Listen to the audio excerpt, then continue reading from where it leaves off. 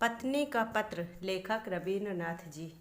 आज 15 साल हुए हमारे ब्याह को। हम तब से साथ रहे, अब तक चिट्ठी लिखने का मौका ही नहीं मिला। तुम्हारे घर की मंझली बहू जगन्नाथपुरी आई थी तीर्थ करने। आई तो जाना कि दुनिया और भगवान के साथ मेरा एक और भी नाता है, इसीलिए आज चिट्ठी लिखने का साहस कर रही हूँ। इसे मंझली बहू की चिट्ठी न समझना। वह दिन याद आता है जब तुम लोग मुझे देखने आए थे। मुझे 12वां साल लगा था। सुदूर गांव में हमारा घर था। पहुंचने में कितनी मुश्किल हुई तुम सबको। मेरे घर के लोग आओ भगत करते करते हैरान हो गए। विदाई की करुण धुन गूंज उठी। मैं मंझली बहू बनकर तुम्हारे घर आई। सभी औरतों ने नई दुल्हन को जांच परख कर देखा। सबको मानना पड़ा, बहू सुंदर है। मैं सुंदर हूँ यह तो तुम लोग जल्दी भूल गए, पर मुझ में बुद्धि है, यह बाद में तुम लोग चाहकर भी न भूल सके।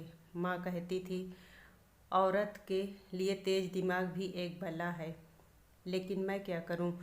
तुम लोगों ने उठते बैठते कहा यह बहुत तेज है। लोग बुरा भला कहते हैं सो कहते रहें।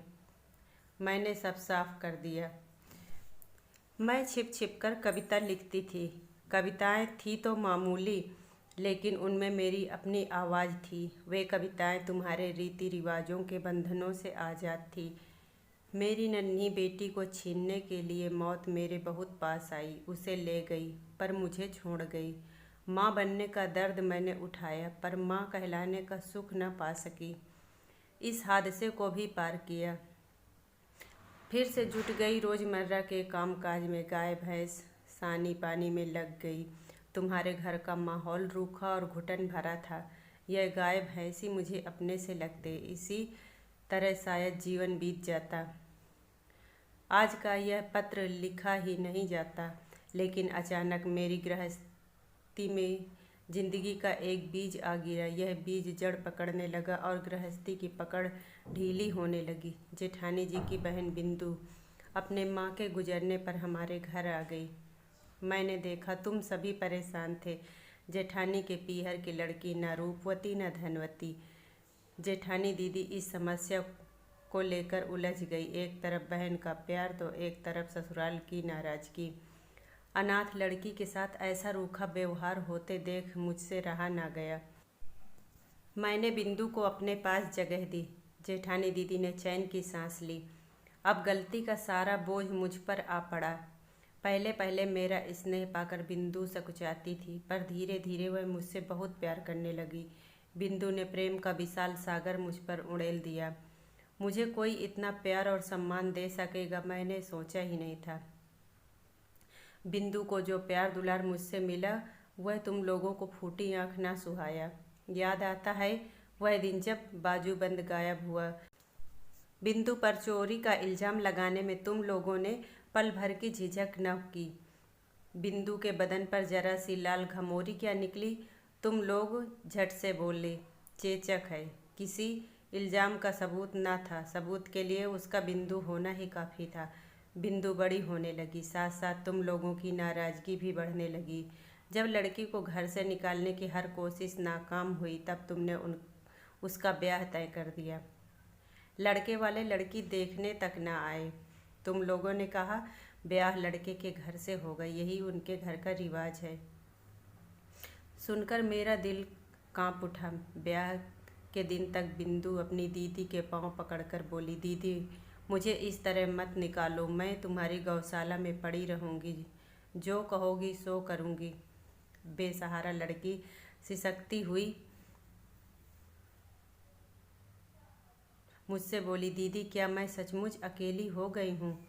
मैंने कहा ना बिंदी ना, तुम्हारी जो भी दशा हो मैं हमेशा तुम्हारे साथ हूँ। जेठानी दीदी की आंखों में आंसू थे।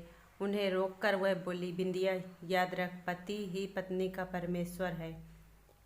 3 दिन हुए बिंदु के ब्याह के। सुबह गाय भैंस को देखने गौशाला में गई तो देखा एक कोने में पड़ी थी बिंदु। मुझे देख फपक कर रोने लगी। बिंदु ने कहा कि उसका पति पागल है, बेरहम सास और पागल पति से बचकर वह बड़ी मुश्किल से भागी है। गुस्से और घृणा से मेरे तन बदन में आग लग गई। मैं बोल उठी, इस तरह का धोखा भी भला कोई ब्याह है? तू मेरे पास ही रहेगी, देखूं तुझे कौन ले जाता है।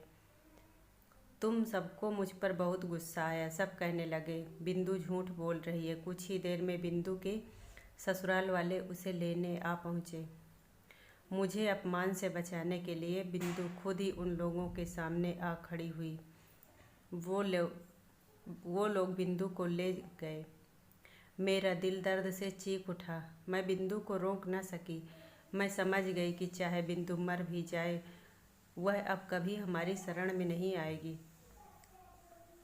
तभी मैंने सुना कि बड़ी बुआ जी जगन्नाथपुरी तीर्थ यात्रा करने जाएंगी। मैंने कहा, मैं भी साथ जाऊंगी। तुम सब यह सुनकर बहुत खुश हुए। मैंने अपने भाई शरद को बुला भेजा। उससे बोली, भाई अगले बुधवार को मैं जगन्नाथपुरी जाऊंगी। जैसे भी हो बिंदु को भी उसी गाड़ी में बिठाना होगा। उसी दिन शाम को शरद लौट आया। उसका पीला चेहरा देखकर मेरे सीने पर सांप लौट गया। मैंने सवाल किया, उसे राजी नहीं कर पाए? उसकी ज़रूरत नहीं, बिंदु ने कल अपने आप को आग लगाकर आत्महत्या कर ली। शरद ने उत्तर दिया। मैं स्तब्ध रह गई। मैं तीर्थ यात्रा करने जगन्नाथपुरी आई हूँ। बिंदु को यहाँ तक आने की ज़रूरत नहीं पड़ी, लेकिन मेरे लिए यह ज़रूरी था। जिसे लोग दुख कष्ट कहते हैं, वह मेरे जीवन में नहीं था। तुम्हारे घर में खाने पीने की कभी कमी नहीं थी। तुम्हारे बड़े भैया का चरित्र जैसा भी हो, तुम्हारे चरित्र में कोई खोट ना था। मुझे कोई शिकायत नहीं, लेकिन अब मैं लौटकर तुम्हारे घर नहीं आऊँगी। मैंने बिंदु को देखा है। घर गृहस्थी में लिपटी औरत का परिचय मैं पा चुकी हूँ। अब मुझे उसकी ज़रूरत नहीं। मैं तुम्हारी चौखट लांघ चुकी हूँ। इस वक्त मैं अनंत नीले समुद्र के सामने खड़ी हूँ। तुम लोगों ने अपने रीति रिवाज के पर्दे में मुझे बंद कर दिया था। ना जाने कहाँ से बिंदु ने इस पर्दे के पीछे से झांककर मुझे देख लिया और उसी बिंदु की मौत ने हर पर्दा गिराकर मुझे आज़ाद किया। मंझली बहू अब खत्म हुई। क्या तुम सोच रहे हो कि मैं भी बिंदु की तरह मरने चली? डरो मत, मैं तुम्हारे साथ ऐसा पुराना मजाक नहीं करूँगी। मीराबाई भी मेरी तरह एक औरत थी। उनके बंधन कम नहीं थे। उनसे मुक्ति पाने के लिए उन्होंने आत्महत्या नहीं की। मुझे अपने आप पर भरोसा है। मैं जी सकती हूँ, मैं जीऊँगी, तुम लोगों के आश्रय से मुक्त। मंझली बहू। कहानी पसंद आई हो तो प्लीज़ लाइक, सब्सक्राइब और शेयर ज़रूर करें।